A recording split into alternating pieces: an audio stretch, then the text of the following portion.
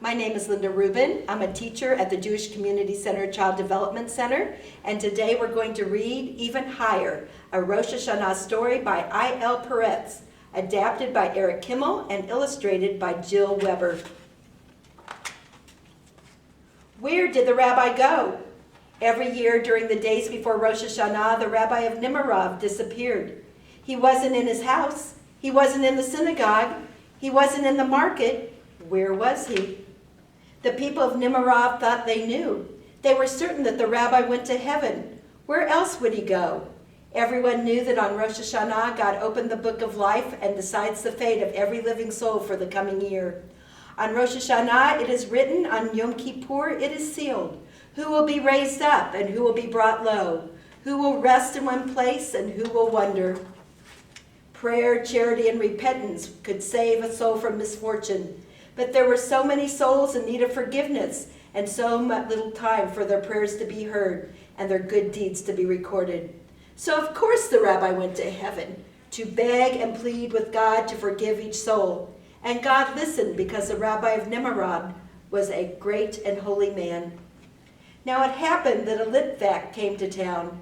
A Litvak is what we call a person from Lithuania, but the word means more than that. It means a scoffer, a doubter, one who does not believe in miracles.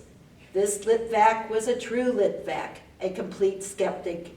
You mustn't think he was not religious. No, he was a pious man and a learned one. But whenever someone in town talked about a miracle he had seen with his own eyes, this Litvak would quote from the writings of 10 famous rabbis, proving that it could not happen.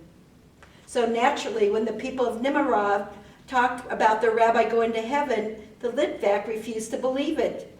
The Bible teaches that only Enoch and Elijah went to heaven in their lifetimes. Are you saying that your rabbi is as great as Elijah? Scoffer!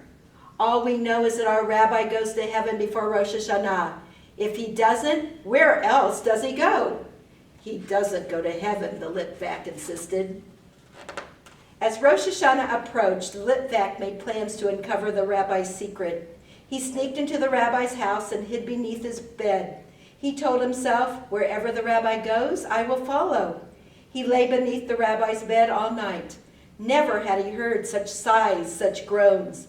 It was as if the rabbi were carrying all the sins of the world on his shoulders. The Litvak was trembling, but he stayed where he was. 2 hours before dawn, the rabbi got up. He washed, said his morning prayers, and then went to his closet. The Litvak watched as the rabbi put on rough homespun clothes as a peasant, a linen blouse and trousers, tall boots, a wide leather belt, a long woolen coat, and a greasy sheepskin cap. The rabbi tied a rope around his waist and walked out the door. The Litvak followed, stepping quietly on tiptoes. He watched the rabbi pick up a hatchet lying beside the woodpile and followed him through the secret, silent streets of the sleeping town, all the way to the forest. Wherever he's going, it isn't heaven, the Litvak sneered. The rabbi walked to a part of the forest where several trees had blown over in a windstorm. The wood was dry and well seasoned. As the Litvak watched, the rabbi chopped off larger branches, splitting them into firewood and kindling. He tried the wood together and hoisted the heavy bundle onto his back. Is he going to sell the wood in the marketplace? The Litvak wondered as he followed the rabbi back to town. The rabbi turned down a crooked alley filled with trash and sewage. Rags stuffed the holes in the broken window panes. The crumbling houses leaned together in misery. The Litvak hesitated. Why was the rabbi here? The rabbi stopped before a wretched shack. He knocked on the door. A weak voice inside groaned, "Who's there?" "Hey, old girl, who do you think it is? It's your pal, Vasily, the woodcutter. I got some prime wood for you. It'll burn like the devil in your stove." The Litvak was shocked. How could a rabbi, a holy man, talk in such a crude manner? "Go away," said the person inside. "How can I buy any wood? I am old. I am sick. I don't have any money." The rabbi pushed open the door. The Litvak looked through the window. he saw an ancient woman, thin as a stick of kindling, lying on the floor. "Of course you're sick, Grandma," the rabbi said, dropping his bundle. "This house is freezing. Get a good fire going and you'll feel better. Look, I got stove wood and kindling. Only 6 kopecks for the bundle. Don't tell me you don't have that." "I don't." "So you'll pay me later. Don't you think that mighty powerful God you pray to can't somehow come up with 6 crummy pennies to help a poor old woman buy firewood?" "All right, leave the wood.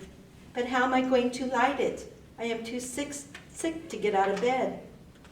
"Silly girl, I'll light you such a fire. You'll jump up and dance."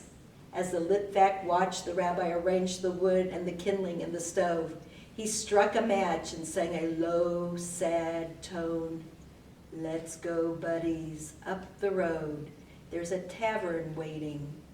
As the flames rose and the kindling caught fire, he sang a louder voice. "Light a fire on the stove. All our pals are singing." The wood began to crackle. Heat filled the room. Sparks rose from the stove to float in the air like dancing balls of light. And Vasily the woodcutter, who was really the rabbi of Nemirov, pulled the old woman from her pallet on the floor and whirled her around in a circle, and together they began to sing and dance. "Fetch a bottle, bring a glass. Life is well worth living." The Litvak did not wait to see more. He ran through the streets until he reached his room. There he remained for 3 days.